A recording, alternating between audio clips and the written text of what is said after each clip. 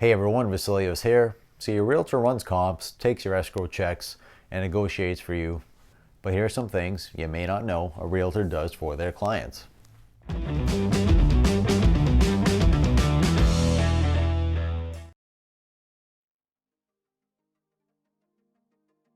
Documents. Calling the Homeowners Association and retrieving documents. The Homeowners Association governing documents contains the rules, regulations, and all other contractual terms members are bound by. If a property is part of an association, membership is automatic when you purchase the property. These documents often go over federal and state law and the statutes in the association's documents. Also covered are the declarations of covenants. They contain the rights and the responsibilities of each member and the responsibilities of the HOA to its members. Information about architectural restrictions, property use restrictions, property maintenance standards, and more. Articles of incorporation include basic information about the HOA, including the name of the association, its location, and the purpose of the association. The bylaws set out the technical rules and procedures for things like voting, election of directors, and the term limits. Rules and regulations details how the CCRs are interpreted and implemented. Your realtor will retrieve these documents and provide you with a copy and review them with you so you have the best possible understanding of all the HOA rules, laws, and information before you purchase your property. Gathering and reviewing assessor records and public tax records. The city assessor is responsible for identifying, locating, and fair valuing all property, both real and personal, within the city for tax purposes. The market value of real property is based on real estate market as of the valuation date, typically to the prior January 1st. Information gathered on the property at question will include assessor records, parcel number, owner names, address of the property, past sold information, valuations of structure and land as it sits on, plot plan, size and shape, zoning regulations, deed book and page numbers, drawing, building plans, plot dimensions, and tax rates. You can see how all this information will be more than useful in buying or selling a home. Your realtor will retrieve and make sure all of this information is correct and verified so no surprises come up along the way. And we avoid as many roadblocks as possible. This backup information takes into consideration all valuation, restrictions, zoning, and tax status to properly evaluate said property. And your realtor will help use this information to best guide you in your home purchase or selling process. Obtain a copy and review the deed. A deed is the document that transfers title of real property or of real property interest from one party, the grantor, to another, the grantee. Look for more on deeds in a future video. It also provides a legal description of the property as it is signed by the person, the grantor, transferring the property. The seller's signature, the grantor, must be notarized. Property deeds are the legal tool of defining ownership when a property or house is sold. The buyer and the seller sign the deed to transfer ownership.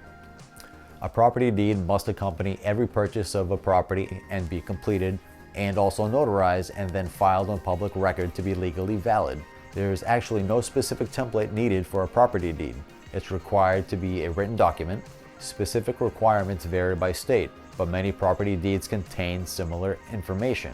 Some common information that appears on a deed: names and address, description of the property, a legal description of exact property boundaries, referencing common points like road and sewer lines, the signature of the grantee.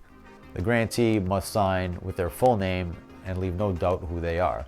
The signature must be consistent with the grantee name listed in other documentation as well. Words of conveyance or granting clauses. This clause in the deed transfers ownership to the grantee. It lays out the grantee's rights and if any other people are also taking title. A consideration clause. The deed contains a clause stating that the grantor received something in return for the property. This is usually money and the amount must be listed in the deed. If the property was gifted, a phrase like "for love and affection" is used. Other common information depends on the type of property. If a house is in a plotted subdivision, the property deeded will contain the name of the plot and information about it. There also may be listings of conditions or reservations that go along with the property transfer as well. Acquiring and scanning through the deed of a property is an important step in ensuring there are no issues on the deed and will be no foreseeable issues during transfer of title. Now, one quick moment for some housekeeping. If you enjoyed the content, please take a moment to like, comment, subscribe, and hit the notification bell for instant notification on future videos. Also reach out anytime for any questions. Now, back to the show. Retrieve a copy and review the as-built. The purpose of an as-built survey, also commonly called a physical survey, is to show that the property as it is built at a particular point in time.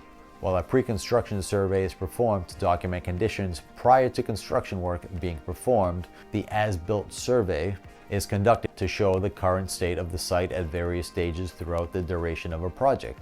It also serves as a closeout document to verify work authorized was completed to plans and in compliance with all relevant standards and regulations.